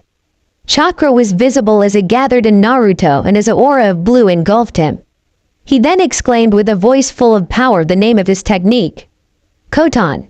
Shichiko no Jutsu. Sin Release. 7 Sins Technique. Dark, malevolent and sinful chakra exploded out of Naruto, forming a ring around him. The air around 7 different spots rippled as huge things appeared out from it. The things appeared to be pedestals with statues, beings with wings wrapping around themselves, and there is a plate on the pedestals with words on them. The first one had the words Hokori, pride, on it. The second had Goyoku, greed. The third, Koshoku, lust. Fourth, Doki, wrath. Fifth, Busho, sloth. Sixth, Senbu, envy. And seventh, Haoshoku, gluttony. All going in a clockwise direction. The statues soon began to tremble as the wings opened, revealing a woman's body underneath it, which soon began to glow white, forming a sphere of white. The spheres of white soon began to crack and shatter, showing what's inside. Monsters, creatures that reeked of their respective sins. Some are beautiful, some are not, and some are monstrous. The monster of pride had a humanoid body and skin as black as night. Silver waist-length hair with a crown of sorts with 3 pointed tips jutting out from the middle, with crimson-red eyes in the sclera and the pupil, with a black slit and silver pigmentation around its eyes and 2 lines streaking down like tears. Its body having an intricate markings on them. Arms looked normal enough except for the protrusions of blades over the entire arm, and having claws painted red that looked capable of even shattering diamond. Legs normal as well except for having clawed feet painted red as well, with a tail that ended in a pointy 3-pronged blade. The monster of greed had a thin but demonic-looking body with black skin. Having multicolored waist-length hair, 2 horns protrude out to the front and eyes glowing a silver light, with an arrogant smirk plastered to its face showing pointed fangs and canines. Its body having a line that traveled down to its navel, joining a circle, while 3 other points separate out from the left, right and down. Its arms having been set ablaze with black flames with specks of red up till the joint, where trails of flames moved in intricate pattern ending in a spiral with a circle on its palm. The legs are hind legs, and it seemed to be clothed in greaves of crimson flames with clawed feet. The monster of lust took on a form of a woman with pale skin. Crimson waist-length hair with silver highlights, with pointed ears and eyes of ruby, with a black slit that glows and a pouty lips accentuated by pale red lip gloss. Her DD cup bared to the world, huge bat wings on her back, and her arms ended in pointed fingertips which emitted blue flames. Her legs slim and long ended with a normal set of feet. The monster of wrath had a demonic form of pale red. Had black hair that seemed to be on fire. It had black sclera and red pupilled eyes that glows and longer than normal canines and fangs. It had a muscled body with intricate black markings, with strong but not bulky arms with claws, and it had hind legs with clawed feet. The monster of sloth had a humanoid form having ash-gray skin. 2 horns curved backwards over his grayish silver hair, and toxic green emerald eyes on his face that screams lazy. Thin arms with markings on them and claws for hands. Legs thin with the same markings on his arms, and rings of green flames on his ankles and clawed feet. The monster of envy had a bewitching womanly form. Lustrous black hair cascade down her back to her knees like a waterfall. Eyes of white with a black slit that seems to glow over a heart-shaped face. Full and succulent DD cup exposed to the world, with trails of icy blue flames traveling down her arms, stopping at her nails. Long smooth legs that seems to go on forever, marked with lines like a fishnet stockings, with the same flames twirling around them, with a normal set of feet. The monster of gluttony, truly a monstrous sight. Having obsidian hair that burns with black flames, purple eyes that gleam with hunger, with a crazed grin. Parts of its body seems to be distorted like a vortex. Spikes jutted out on its shoulders, and the palms having small black holes sucking in air. Legs with scales covering it on some parts around the kneecaps and around the ankles. Instead of having 5 toes, it had 3 clawed toes. Kikyo, Hikari, Hana, Mira, Shinya were beyond shocked. They were downright shocked with overwhelming dread creeping onto their faces. Out of all things, he summoned them, Kikyo thought. We're dead, we're so dead. Hikari thought, I'd rather fight the entire realm of hell than face them. Hana thought, why oh why must we face them? Mira thought, I'd rather fight the Jubi than face this aspects. Shinya thought, the 7 creatures of sin looked around before the aspect of wrath spotted them and growled, knowing the reason of why they're here now. Hearing Wrath growling, they saw him facing forward and spotted the group of ladies. The aspect of lust, with a lusty smile and flirtatious voice said, might we meet again? How long has it been since we were called for a mock battle against you beautiful ladies? Hey, I don't care as I long can punch or hit something to be an outlet of my wrath. The gruff voice of the aspect of wrath said, so we are here again to fight you plebeians. HMPH very well, I shall teach you a lesson then. Came the proud, noble, prideful and arrogant voice of the aspect of pride. I hope this time I'll be able to eat them. The hungry voice of the aspect of gluttony said, all you ever think about is eating. This time my desire and want for you will come true as I claim you as my collections. The greedy and possessive voice of the aspect of greed said, HMPH so here we are again. I see that your form, appearance and beauty still does not match mine. I bet your powers are the same as well. The boastful voice of the aspect of envy said, what a drag, let's just do it quickly so I can go back to my nap. Said the aspect of sloth in a lazy and yawning tone. Before the 7 sins of humanity, Team Legend and Team Tenkai couldn't help but tremble and shiver in their presence. Each radiating their own sins strongly and powerfully that they were able to see themselves in a vision of succumbing to one of the sins and doing or experience something that'll make them have nightmares for many moons to come. But despite this development, before any could make a move, an overwhelming pressure suddenly smashed on all of them, making them, all powerful in their own right that could do more than simply destroy a village, struggle to even stand and not buckle under the sheer pressure. That's enough from you lot. I have summoned you 7 here to have a mock battle with them, not taunt them or making unnecessary comments. Listen to me and you won't be hurt severely later. Is that understood? A powerful and booming voice shouted out. Turning towards the source of it, they saw Naruto, a very changed Naruto. Hair didn't change much other than the fact that it seems to be glittering red, icy blue and black. Like his hair burned with the 3 colors melding into one, his ears shifting to the top of his head, an orange-red color. His eyes glowed with immeasurable power and a black slit with his whisker marks becoming darker, giving him a feral look. His nails painted crimson becoming pointed like a claw, while orange-red flames with streams of icy blue and black floated beside it in an intricate symbol. Think Negi's Magia Rebia, the flames beside his arms from Negima, but with this colors instead of black. A pair of wings with ice on the scapulars where the wing joined the back, and the alula with pale blue feathers that permeated an icy aura and blue glow to them. Having another pair of draconic wings right between and slightly above the first pair that is black as the void, with an even deeper black aura on the scapulars and alula. 9 bushy fox tails made out of crimson flames, 5 phoenix tails with parts of it ice and glowing a freezing aura, and 1 long scaly black dragon tail with the scales being a dark silver. His toes changing to claws with crimson polish. Oh, and he's radiating killer intent, ki, ryotsu, chakra, yuki, and an aura of extreme malice, making the temperature become sub-zero and the air distorted and contorted. His very presence now makes them feel extremely scared and terrified. Even the sins, in extreme cold that they were shivering and completely feeling empty of their feelings, senses or emotion. Naruto blinked and looked at them, feeling the side effects of his yuki, blink 1 time before gaining a sheepish look.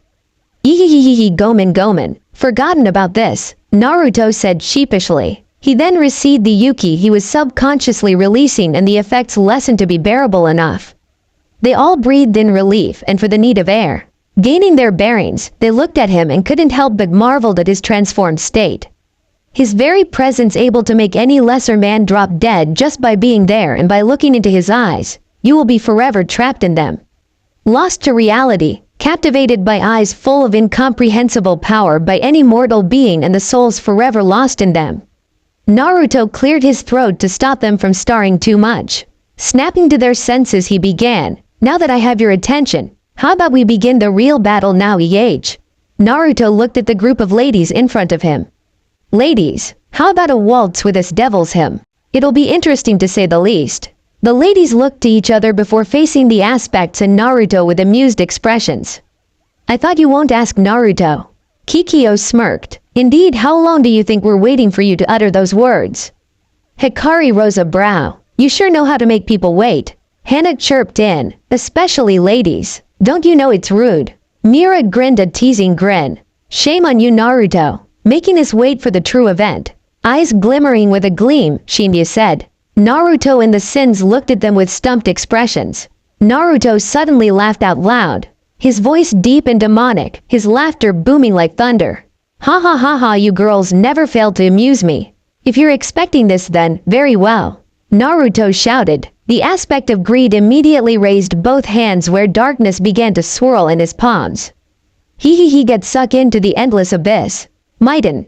Kyuko no Jutsu. Darkness release. Inhaling void technique. A huge void appeared from his palms, sucking in the girls with great suction speed. But they were prepared and Kikyo gathered chakra and shouted, Sweden. Dai Sweden no Jutsu. Water release. Great water bullet technique. Kikyo spat out a huge blob of water that flew towards the sucking darkness. It impacted and for some reason could not suck it in. Greed was wearing a confused and shocked expression as he tried to figure out what happened. The girls were smirking when they were abruptly sent flying in random directions. Turning back to see who it was, they saw Pride standing there with a proud look on his face. Before they could adjust themselves, they were being knocked around into the ground, forming craters. The one who did it was Wrath, who was smirking in triumph.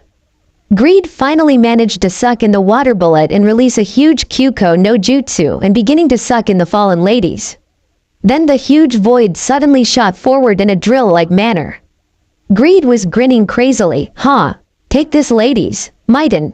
Kurofu Shinren. Darkness release. Dark Terror Abyss drill.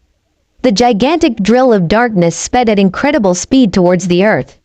The ladies quickly got up and scram. The drill hit the earth, drilling through it and continuing through, kicking up debris and dust.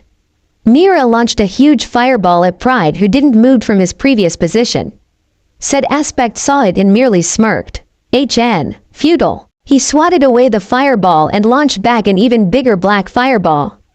Dodging the fireball where it exploded in a huge explosion, Mira jetted towards him, flames coming out of the soles of her feet. Channeling more chakra to her right leg, she attempted a roundhouse kick despite being so far away from Pride and released the chakra in her right leg, forming an extremely long whip of flames swinging closer to Pride. Pride, seeing this, released his demonic energy in a sphere around him. His Yuki was a deep purple color as the flame whip whipped the sphere, cracking it like glass.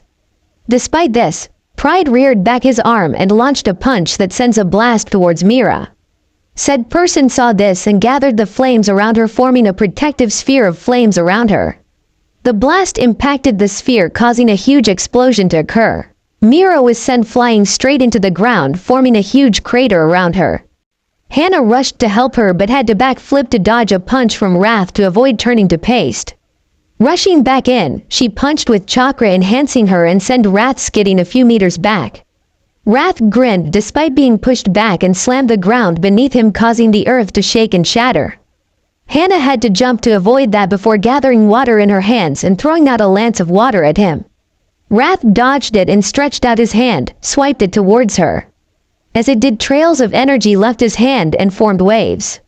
Hana dodged the waves and palmed the ground with both hands and shouted, Mokuton, Hyojin Kuku, wood release, sharp pit.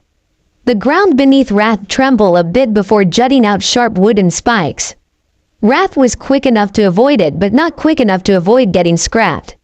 Wrath ignored the minor wounds as it was already healing and focused on Hana. Said person in turn focused back at him. Well, let's begin. I still haven't settled our score back then, Wrath said, flexing his claws.